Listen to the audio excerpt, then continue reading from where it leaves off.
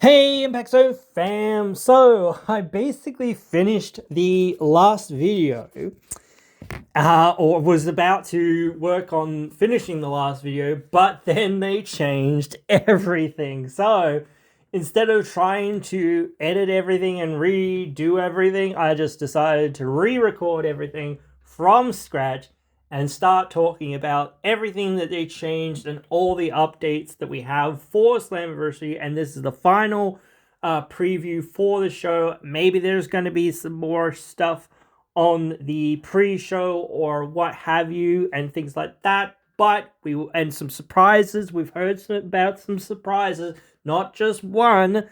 But hey, we'll wait and see, and I might talk about that toward the end. The first thing that I'm going to be talking about, I actually think, is the fact that AJ Francis versus Elijah match. Because, well, this was a match that was announced a couple of weeks ago, or actually last week, or earlier this week, or whatever else it was. So, yeah, because this was the match that I was actually working on before and talking about, and actually had a full, episode about by itself, basically. But I wanted to wait till this week, and I just assumed that basically nothing would change, or maybe like a pre-show match would be added, or a couple of pre-show matches would be added, or whatever. But like, I didn't really think that they would change the card up this much. But anyway, yes, this match, it's a big time match in some ways, and there's a bit of story here between these two in some ways. Unfortunately, a lot of that story hasn't been on TV, and it hasn't really had a lot of time to sort of simmer along for months and weeks and whatever else it has been. It's only just been in the last couple of weeks, maybe month or so, realistically. So there isn't a lot going on here. AJ Francis has a lot of heat. And the thing is, like, I said this, I was thinking like Francis might win, because I thought initially, like when I was doing this video, that there wasn't going to be much on the line or whatever else it is. I don't actually think that, I don't know whether they've actually put a proper stipulation on this, but Elijah said, hey, if I beat you, I'm going to get my, identity back and da-da-da-da-da-da and all that sort of stuff. So I am assuming that that is at least on the line in some capacity.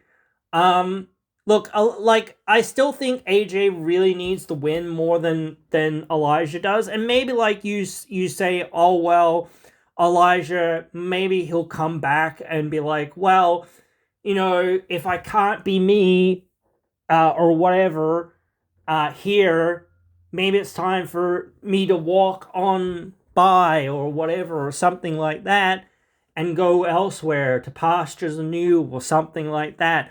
Or, something like, this town ain't big enough for the two of us, so one of us has got to go, sort of thing. And that, like, because like if he's kind of saying, hey, I'll go, it's sort of like, well, obviously you're going then, type thing. And that foreshadows, hey, I'm going, or whatever. But if you're saying, hey, this town ain't big enough for the two of us, and you might have beaten me, but like, this is going to be at lockdown in the cage, and it's going to be a loser leaves or pink slip match, or whatever else you want to call it. So then Elijah loses and just like leaves, like, I don't know, because it's like really tough, because again, like, you still need guys like Elijah to be there and to be an attraction. And I don't know how much like WWE has changed, and whether they would value him going back there. I certainly don't think he would be that valued in AEW or whatnot, because like, they look for wrestlers who wrestle the wrestling, whereas Elijah is much more of a showman style wrestler, not a, catch as catch can, level of wrestler. Not that he's a bad wrestler or anything like that, but he's certainly more of a entertainment entity, which I think, TNA, besides WWE, really suits him, because you can be more of a character and more of a persona and more of a just decent hand, well, not a decent hand, but like a decent hand, but mainly you're focused on the character and whatnot and that sort of thing and the gimmick and whatnot.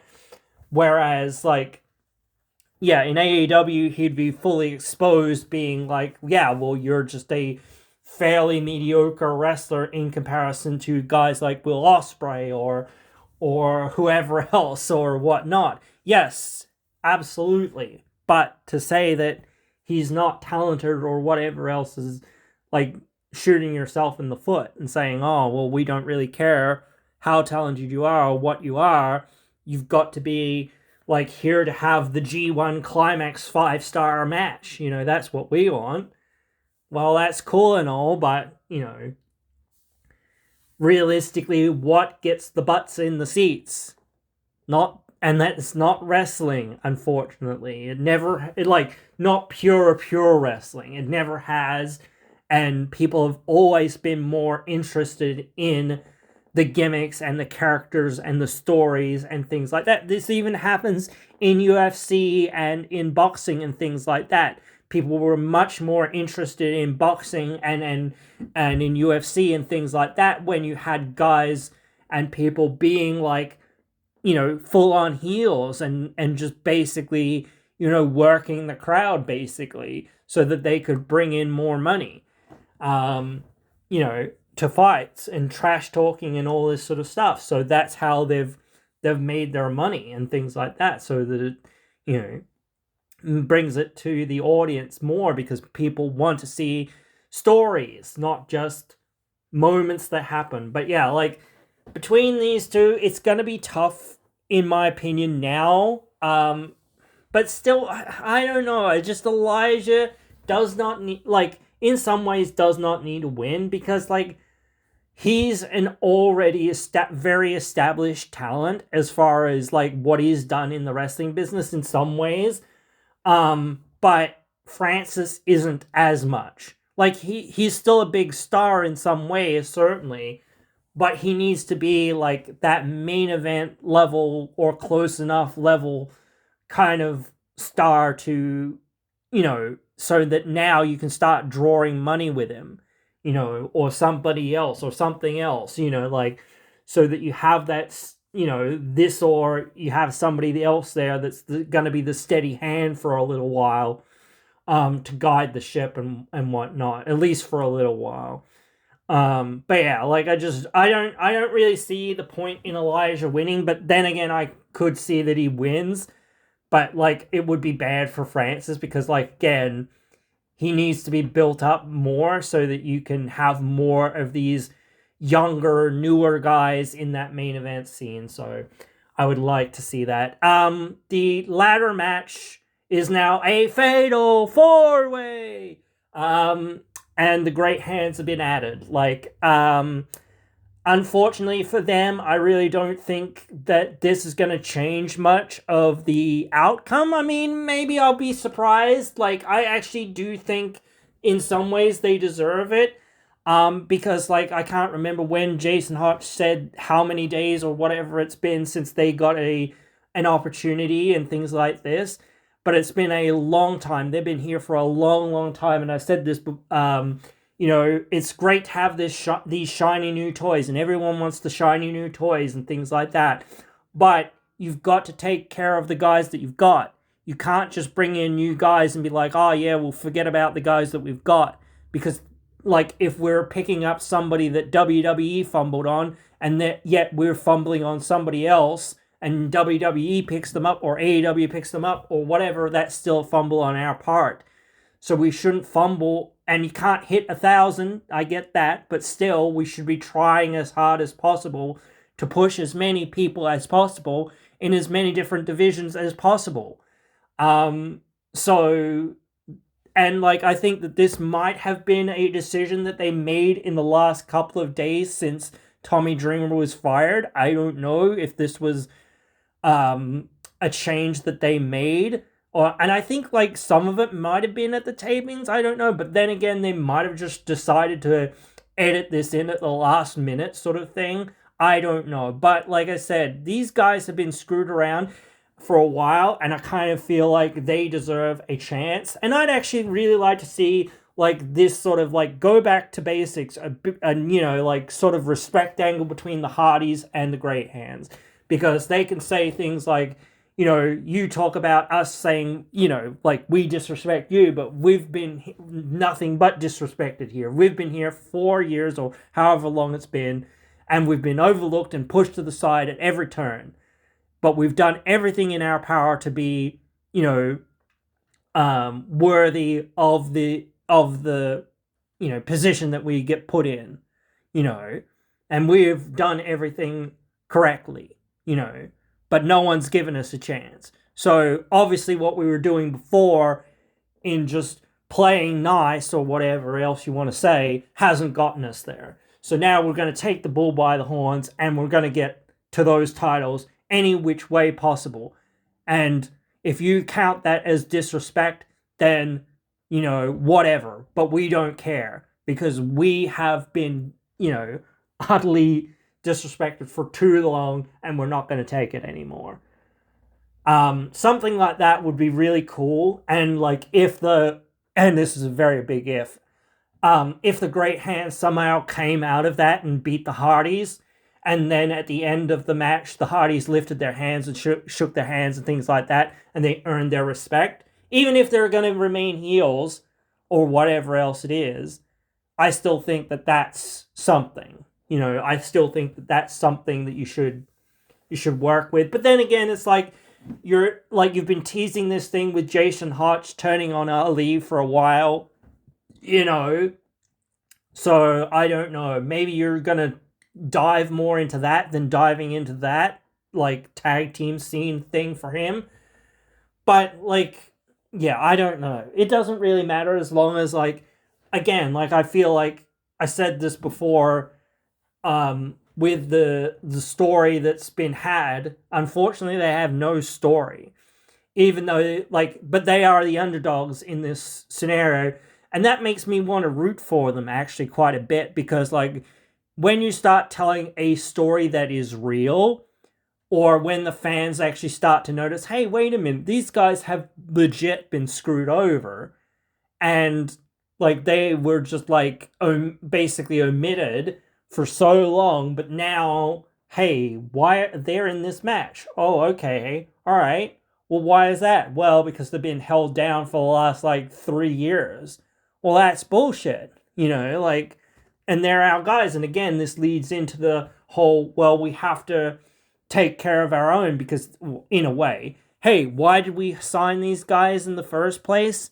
Yeah, maybe we signed them to help out in the divisions or to be a cog in the wheel or whatever, but that's not just all they should be. They shouldn't just be, hey, you're a cog in the wheel or whatever. No. Hey, we actually think, hey, we could do something with these guys, and they could be the future of the tag team scene. Who knows? Or even like eventually up-and-comer mid-card guys, or even upper main event guys, or whatever else it is, or even main event guys. Like, I've said it so much about how talented Jason Hotch is in the ring, and he's pretty good with promos. I think actually Skylar is a lot better with the promos than what Hotch is, but I think he's a lot more tenured with promos than he is. But still, I think Hotch is not bad at promos. But still, I do think that Skylar is a bit better at, I think especially at drawing heat, but still, I still think that he's learning quite well, and he's developing himself as a good promo quite well, and he has shown times of being very good. But still, I feel bad for these guys, honestly, and I honestly think that they deserve a chance to be in this picture. And it's sort of been a crying shame. I've been talking about like a lot of these other things for so long, and it's been like, why haven't Sinner and Saint been here? Maybe, okay, you can argue visa issues or whatever else it is and things like that. Well, why, like, the Great Hands are here all the time, but they never wrestle. So what's going on there? And when they do, it's like, oh, well, cool, they wrestle one time and then we're going to forget about them. Or whatever. It's like, dude, what the fuck? You're lacking in tag teams. when you're lacking in tag teams, you don't say to one of your tag teams, fuck off, disappear, or don't wrestle. You say, shit, we need some more tag teams in here. Quick, you guys are a tag team, get in here. And let's do some stuff. Let's make you guys important. Let's get you guys back in there. Let's, this should have been the plan months ago, or this should have been the thing months ago. They shouldn't have had to been added at this point. They should have already been in this match, I think, at least in some ways. Because it does mirror, like, last year's ladder match in that regard of having the 4 teams and whatnot. Wasn't even they in that match last year? No, I don't know. I can't remember. But anyway, whatever. It is what it is. And as I said, with, like, the stories and things like that, since, like I said this before, it's a stop-start thing with the system, but, like, I do feel like it kind of would benefit, like, Bear Bronson a whole lot to get out of being a tag team champion and be able to be maybe international champion, or maybe to be even in contention for the world title. Like, I like Eddie and I like Moose. Well, I don't say Moose is in the system, but still, like, I like those guys. But again, we can't rely on these guys forever. We need to push this new young guy into a position like that. Maybe he's not ready to hold the title quite yet, but still, we still need to be like, okay, let's start getting you into that direction. Let's give you a mid-card title, singles title reign, and let's see where that can go.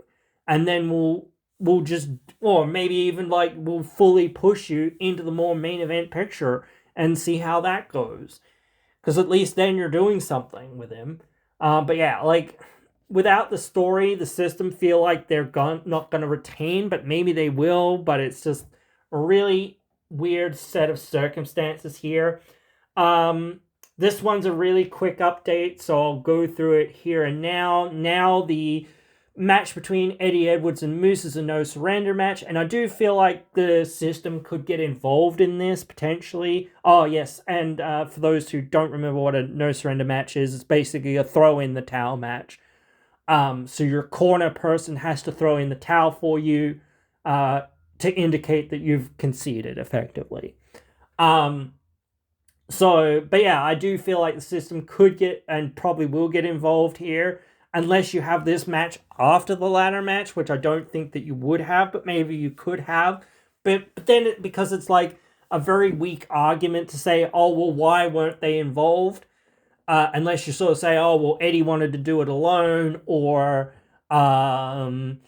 they were too preoccupied with preparing for their match, or whatever else it is. So unless you actually sort of have the Hardys or have somebody else come out and sort of stop, the system from attacking Moose or whatever else it is, or whatnot, it's like, oh, okay, well, that at least explains that away and says, hey, this is why, they're not getting involved or whatever else it is. They're in a brawl backstage somewhere with the Hardys or with somebody else or with something else or whatever else it is.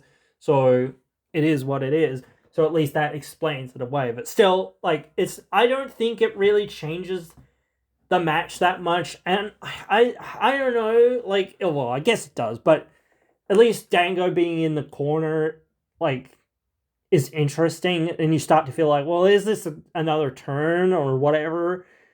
But like I said, I just, like, a lot of people want this to be over. And the thing is, it needs to be over. But the thing is, it's like lockdown is right there. And it's like, well, what are you going to do for lockdown if you're not continuing some of these feuds and things like that? So it's like really tough to figure out what's gonna go down there. Now this match, next match and the last match that we're going to talk about is the only match on the Countdown to Slammiversary announcement yet at the moment. And the Countdown to Slammiversary starts at 3 p.m. So the countdown is going to be an hour long. With one match, no way. And I know, like, sometimes they have a whole bunch of talking heads during these countdown shows, which is, like, that needs to be cut down to, like, 30 minutes at the most. like if you're only going to have one match, maybe if you're going to have two matches on this pre-show or whatever, then yeah, sure, but whatever. But either way, Indy Hartwell versus Mara Shade versus Enya Black. This will be very telling to see who wins this, because it'll like showcase who's potentially in contention for that number one contendership.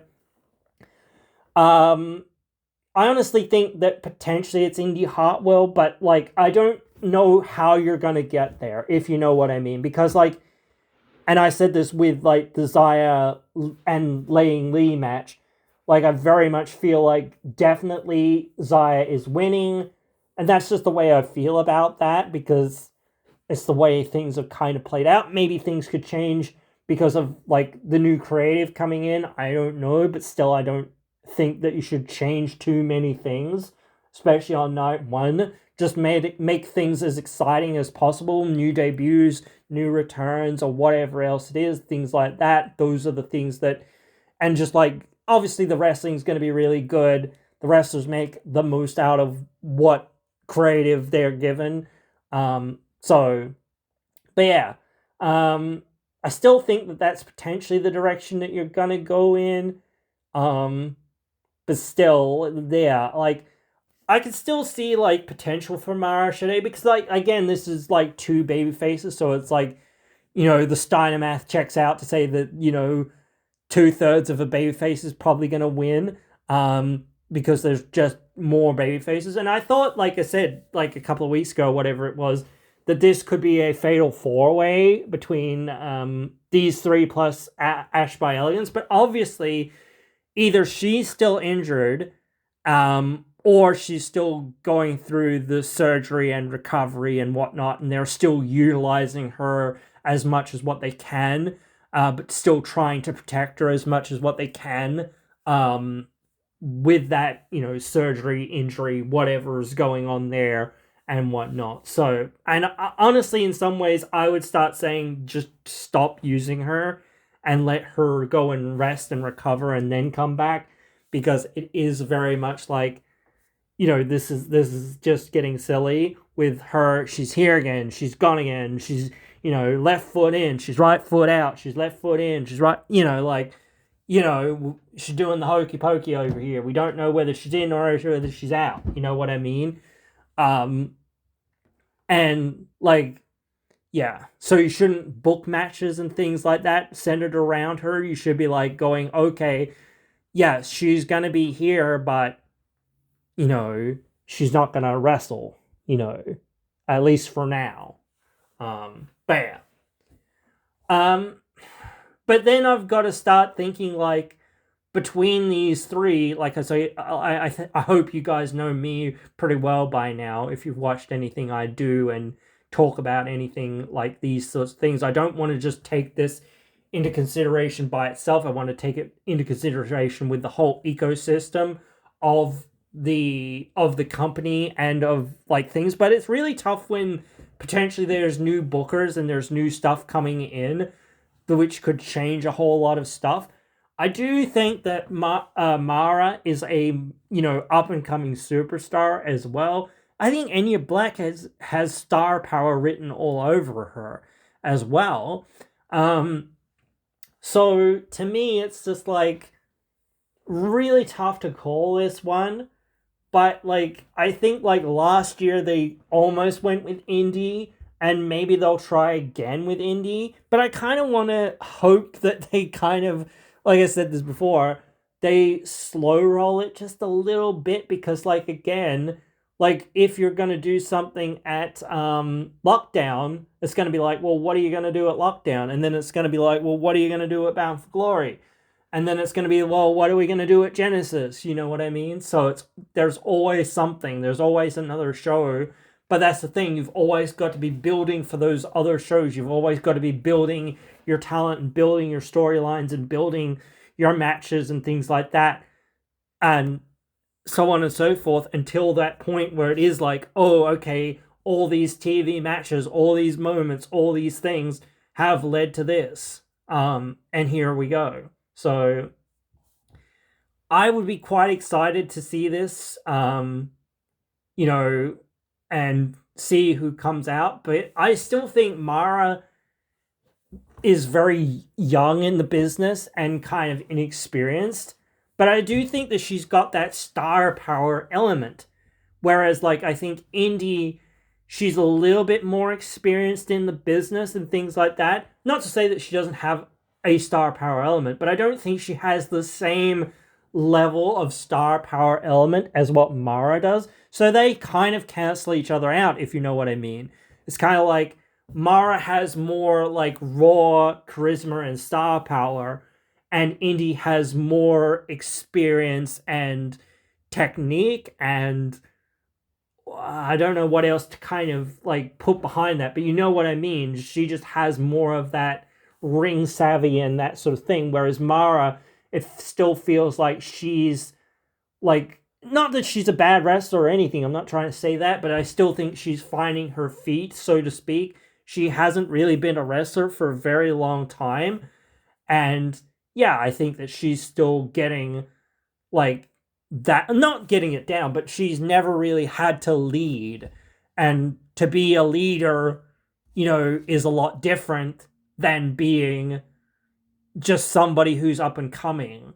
That's the difference. Like, I think Indy, despite having a little less like charisma and star power, or a little bit more subdued, or whatever you want to call it, is like a better fit, like long term. But I do think Mara does deserve, or at least right now, that's where I'm at.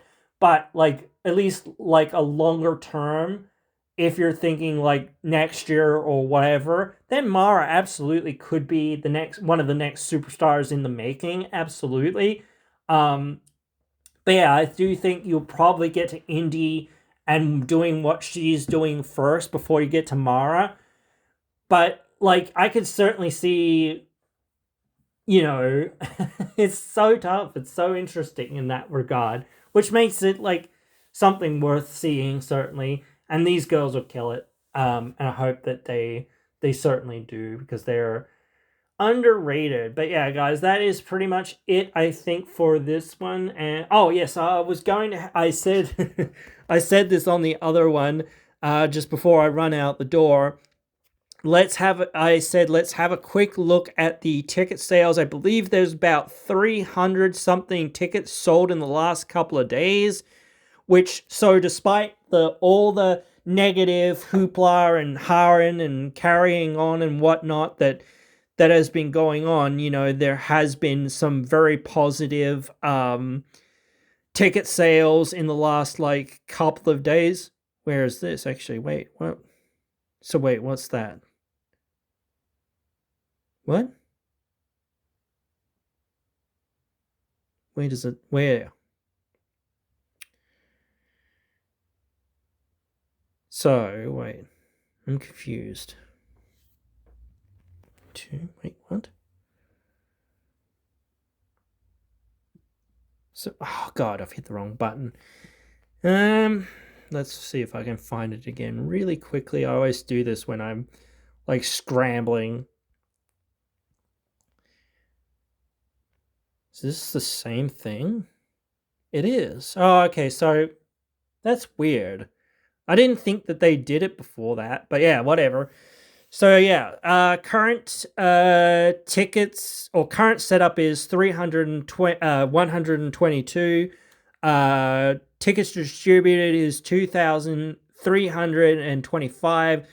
Available tickets is 797. So 289 tickets sold in the last like couple of days, and this was like a couple of days ago. And just the arena shots that I am seeing, yeah, there's very little left in the arena. Some of the floor seats left, and some of like the upper balconies. Oh well, not the upper balcony, but the balcony like on-looking seats on the hard cam side are available, and the other half of the arena is still technically available because it's a 16K, not 16K arena, is it? Something like that. No, 6K arena, something like that, actually. Where is this?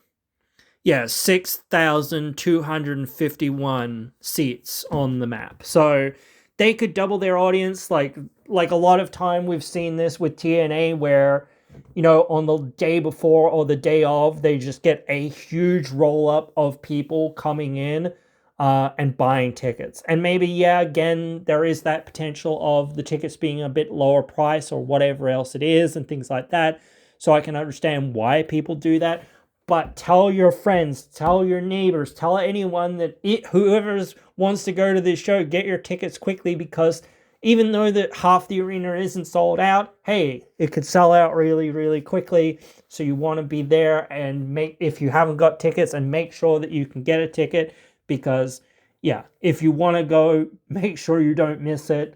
Even without the greatest build in the world, that TNA and the wrestlers will deliver on the night. And like I said, despite all the doom and the gloom and the carry on that people have done in the last few weeks and months and whatever else it is, yeah, you've got to know, hey, when it comes showtime, hey, it's going to be good. So at least from the wrestling and the performance side, with what the